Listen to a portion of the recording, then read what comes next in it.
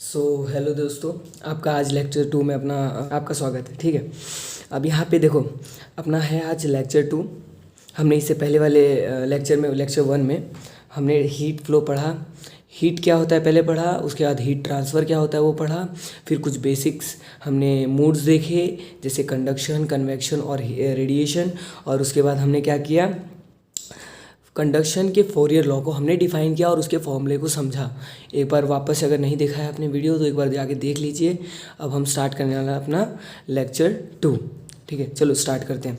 अब लेक्चर 2 में हम क्या पढ़ने वाले हैं आज हम पढ़ेंगे heat transfer to the slab. आज हम स्लैब से स्टार्ट करेंगे। ठीक है, स्लैब क्या होता है, आपने अपने घर की वॉल देखी होगी, वो वन टाइप ऑफ स्लैब है। अब वही वॉल को अगर ये चीज़ समझ के चलो तो यहाँ पे क्या होगा, कुछ हमारा अंदर कुछ टेम्परेचर होता है और घर के बाहर कुछ टेम्परेचर होता है। तो अगर घर के बाहर वाला टेम्परेचर जैसे कि हमारा ये जो T1 है वो अगर ज़्यादा होता है तो वो कहाँ से फ्लो होता है, आपको ये चीज़ पता होगी कि टेम्परेचर हाइयर से लोअर फ्लो होता है।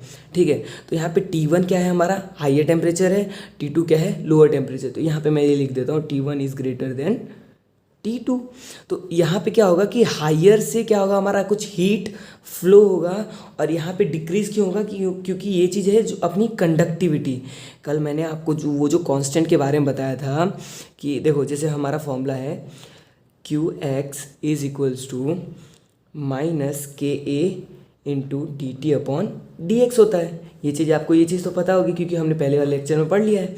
अब यहाँ पे के जो है वो हमारी थर्मल कंडक्टिविटी है, मतलब कि the ability to conduct thermal energy, उसे हम क्या बोलेंगे, थर्मल कंडक्टिविटी। आगे डिफ्यूजिविटी का कॉन्सेप्ट आएगा, बहुत सारी चीज़ें आएंगी जो हमें आगे चल के अच्छे से समझनी है। ठीक है, ये मैं आपको जस्ट मैं जितना जल्दी हो सके आपको हीट ट्रांसफ़र कैसे आ जाए वो मैं सिखाना चाहता हूँ। ठीक है, अब यहाँ पे Qx हमारा क्या निकल गया, equals to minus K A into D T upon D X. आपको के थर्मल कंडक्टिविटी के बारे में अभी समझ में आ गया होगा कि मतलब इसकी कितनी कंडक्टिविटी है कि ये टेम्परेचर को झेल सकता है। ठीक है, तो उसे हम क्या बोलेंगे, थर्मल कंडक्टिविटी। यहाँ पे मेरा क्या क्या फ्लो हो रहा है, क्यू फ्लो हो रहा है। और अगर मैं इसी को देखो, आपको ये चीज़ ध्यान रखना होगा कि सर्किट एनालॉग इलेक्ट्रिकल एनालॉग। ठीक है, जैसे हम कैसा लेते हैं, इलेक्ट्रिकल में क्या लेते थे कि ये हमारा कुछ रेजिस्टेंस, कुछ वायर होता था जिसमें कुछ रेजिस्टेंस होते थे। तो यहाँ पे रेजिस्टेंस की जगह हमने लिया है L/KA। अब पहले ये चीज़ समझाने से पहले मैं आपको कोई चीज़ है वो चीज़ समझाता हूँ, उसके बाद आपको इलेक्ट्रिकल एनालॉग एकदम क्लियर कर दूंगा।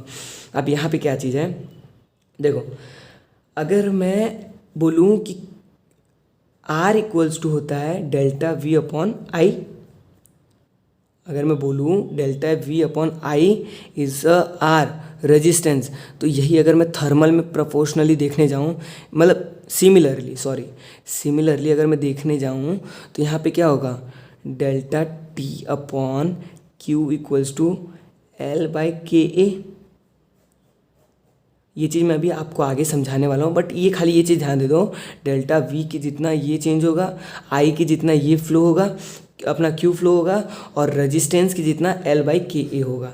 ये चीज़ खाली स्लैब के लिए है। ठीक है, अभी सिलेंडर के लिए कुछ और होगा, स्पेरिकल के लिए कुछ और होगा, वो मैं आगे धीरे धीरे आपको चीज़ें समझाता जाऊँगा। ठीक है, अब आगे देखते हैं। यहाँ पे ये मेरा स्लैब हो गया, इधर बाहर कुछ टेम्परेचर है, अंदर कुछ टेम्परेचर है, जो मेरा एक्स के रिस्पेक्ट में चेंज हो रहा है। एक्स के रिस्पेक्ट में चेंज होना मतलब आपको मैंने बताया था अभी जस्ट कि ग्रेडियंट। यहाँ पे क्यों मैंने टेम्परेचर ग्रेडियंट लिया था, बिकॉज यहाँ पे क्या हो रहा है, मेरा हीट जो है वो एक्स के रिस्पेक्ट में चेंज हो रहा है। बट अगर मैं देखना चाहूँ कि ये इतने से स्लैब में मेरा क्या होगा टेम्परेचर, इतने से स्लैब में यहाँ मेरा देखूँ, यहाँ देखूँ, हर जगह मेरा T1 जो है वो सेम होगा। ये चीज़ मैं आइडियली मान के चल रहा हूँ। ठीक है, अब आगे चलते हैं। Qx यहाँ पे क्या हो जाएगा हमारा, अगर मैं ये देखो, ये जो है, ये जो चीज़ें हैं वो माइक्रो लेवल पे हैं और ये जो है मैक्रो लेवल पे हैं। इसको अगर मैं इंटीग्रेट करूँ, तो यहाँ पे क्या होगा, ये Qx इज़ इक्वल्स टू, यहाँ dx का क्या हो जाएगा, मैं कहाँ से लूँगा, इंटीग्रेट करूँगा तो कहाँ से लूँगा, 0 to L लूँगा, और यहाँ पे क्या हो जाएगा, मेरा L के फॉर्म में आ जाएगा वैल्यू।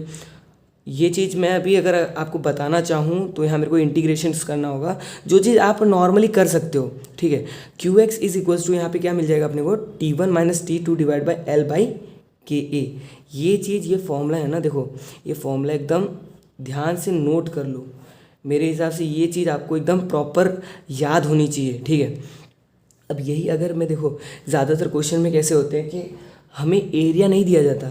एरिया नहीं दिया जाता है, ऐसा मतलब ये नहीं है कि मतलब हमें एरिया फाइंड करना हो, एरिया हम उसके एरिया के बारे में ज़्यादा सोचें, ये करें वो करें। यहाँ पे देखो स्लैब है, अगर या तो ये सीरीज़ में है या पैरेलल में है, हमें एरिया को कॉमन तभी लेना है जब ये चीज़ सीरीज़ में हो। अगर स्लैब में अगर सीरीज़ में लगाते जाऊँ उसका मैं अगर एरिया कॉमन निकालूंगा तो मैं उसे क्या बोलूँगा, heat flux. Q small Q equals to Q X upon A is equals to T1 minus T2 divide by L by K.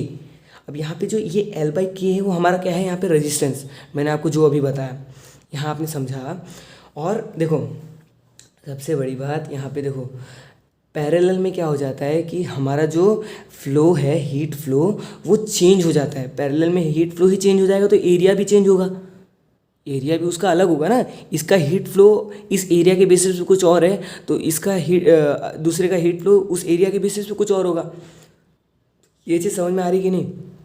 अब यहाँ पे अगर मैं बोलूँ कि मेरे क्यू का यूनिट क्या है, तो मैं इसको क्या बोलूँगा, हमने हीट को बोला था जूल्स, ठीक है, और हीट मेरा क्या हो रहा है, टाइम के रिस्पेक्ट में चेंज हो रहा है, मतलब हीट फ्लो हो रहा है, तो मैं क्या लिखूँगा, डिवाइड बाय सेकंड।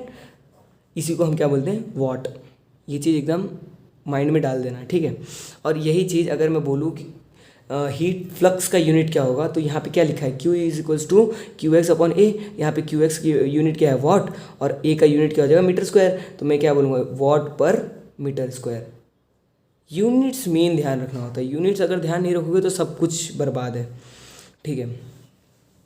अब ये चीज़ हमने स्लैब के लिए पढ़ ली है। अब नेक्स्ट आने वाले वीडियोस में हम क्या करेंगे, सीरीज़ का कॉन्सेप्ट देखेंगे, और उसके बाद हम कुछ पैरेलल के कॉन्सेप्ट देखेंगे, और फिर ऐसे धीरे धीरे आगे हम धीरे धीरे बढ़ेंगे। ज़्यादा घाई नहीं करना है, ज़्यादा लोड नहीं लेना है, और धीरे धीरे हम आगे बढ़ते जाएंगे, ठीक है। Thank you.